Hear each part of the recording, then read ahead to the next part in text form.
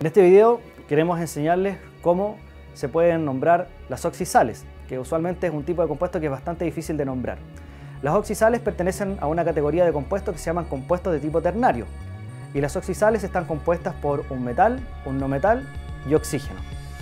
Para nombrar las oxisales hay que tener en cuenta un procedimiento previo que es muy importante en su nombramiento y que es la identificación de los cationes y especialmente de los aniones que forman las oxisales. Tomemos un ejemplo de oxisal, en este caso de fórmula NaClO. Esa oxisal, les adelanto su nombre, se llama hipoclorito de sodio y es lo que aparece normalmente, ¿verdad?, en los cloros que uno compra, ¿verdad?, en el supermercado para llevar a la casa. Bueno, ¿cómo podemos identificar qué tipo de aniones o cationes forma esta oxisal? Bueno, para eso hay que recordar un pequeño principio químico. Esta oxisal, cuando entra en contacto con el agua, sufre un proceso que se llama disociación, que es básicamente una descomposición de la sal en sus cationes y aniones. El catión que forma la oxisal siempre está formado únicamente por el metal. En este caso el metal de la oxisal es el sodio y forma un catión con carga +1. El anión que forma la oxisal está formado por dos tipos de átomos, que corresponde al no metal y al oxígeno. En este caso el anión sería ClO con carga negativa. Entonces el catión es muy sencillo de nombrar, pues se llama catión sodio, está formado solamente por un tipo de elemento. Pero ¿qué nombre asignamos a este anión que se ha formado, que está compuesto de cloro y oxígeno? Bueno, aquí viene la parte importante de lo que queremos enseñarles. En este caso tenemos que averiguar en primer lugar cuál es el estado de oxidación del cloro para poder asignar el nombre de este anión. ¿Cómo averiguamos el estado de oxidación? Recordemos cosas que han aprendido en videos anteriores. En este caso, el anión, ¿verdad?, tiene una carga completa -1. Por lo tanto, eso quiere decir que la suma de los estados de oxidación de los elementos que participan en la formación de este anión tiene que ser igual a -1.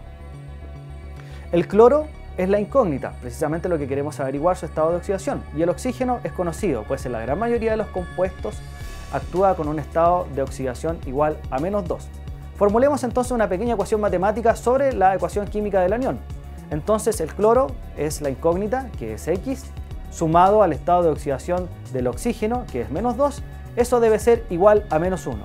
Si despejamos la X en esta ecuación matemática, nos daremos cuenta de que el estado de oxidación del cloro en este anión particular es +1. Ahora, hay un conocimiento que recordar, que es el siguiente. El cloro puede tener 4 estados de oxidación distintos, +1, +3, +5 y +7. ¿Cómo diferenciar cada uno de ellos? Se utiliza usualmente una combinación de prefijos y sufijos. Por ejemplo, cuando el estado de oxidación es +1, se utiliza la combinación hipo-ito. Cuando es +3, se utiliza solamente el sufijo ito. Cuando es +5, se utiliza el sufijo ato. Y cuando es 7, se utiliza la combinación de prefijo y sufijo per-ato. Por lo tanto, ¿cómo se nombra el anión? El anión se nombra considerando el prefijo y el sufijo, y entre medio de ese prefijo y sufijo, una raíz del nombre del no metal. En este caso, la raíz del nombre del no metal es cloro. Como sabemos que en este ejemplo particular el cloro tiene un estado de oxidación +1, corresponde utilizar la combinación hipo-ito y por lo tanto el nombre de este anión será hipoclorito. A continuación realizaremos entonces un ejemplo de cómo nombrar estas oxisales según los 3 sistemas de nomenclatura diferentes. Partiremos primero con la nomenclatura de tipo tradicional. Aquí es donde hay que tener en especial consideración el nombre que se le coloca al anión, pues la fórmula base de nombramiento en la nomenclatura tradicional parte con el nombre del anión y finalmente tendremos que utilizar la raíz del metal asociada a un sufijo de estado de oxidación del metal que forma parte de esta oxisal. Bueno, tomemos como ejemplo la fórmula NaClO. Anteriormente hemos determinado que el anión de esta oxisal en particular se denomina hipoclorito, por lo tanto el nombre de este compuesto según la nomenclatura tradicional partirá con la palabra hipoclorito y finalmente la raíz del metal asociado a su estado de oxidación correspondiente a ese metal. El metal que participa en este compuesto es el sodio, por lo tanto la raíz del metal será sod. ¿Cuál es el sufijo del estado de oxidación que corresponde acá? Sodio tiene un único estado de oxidación, que es +1. Por lo tanto, la composición de este nombre será hipoclorito sódico. Hagamos un ejemplo ahora con la nomenclatura de tipo sistemática. Bueno, tomaremos una fórmula distinta para variar un poco los ejemplos que les estamos dando. Tomemos la fórmula NaClO4. ¿Cómo se nombra este compuesto según la nomenclatura sistemática?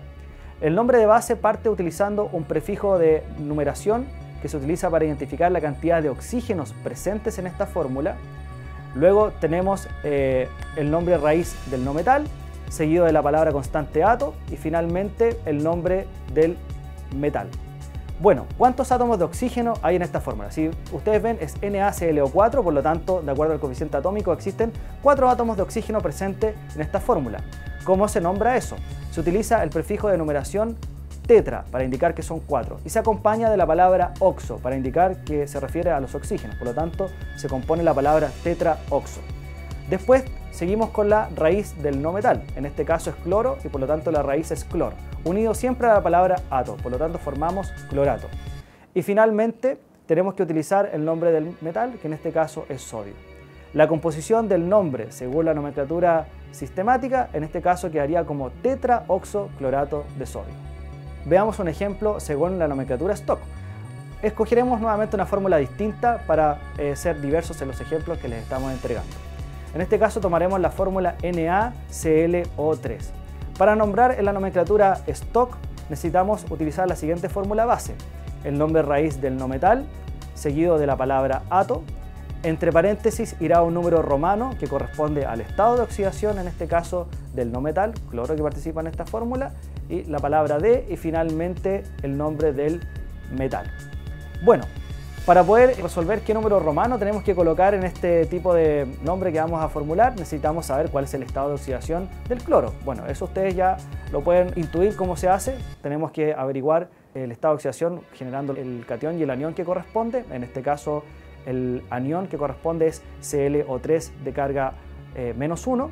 Si hacemos una pequeña ecuación matemática sobre la fórmula del anión, podremos averiguar el estado de oxidación del cloro, que en este caso corresponde a +5, de acuerdo a la ecuación que ustedes están viendo en este caso en el video.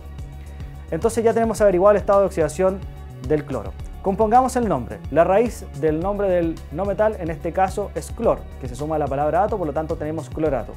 Entre paréntesis va el estado de oxidación del cloro, que es 5, por lo tanto se coloca un número 5 romano, y después D y el nombre del metal, que en este caso es sodio. Por lo tanto, el nombre compuesto para este ejemplo particular sería clorato 5 de sodio.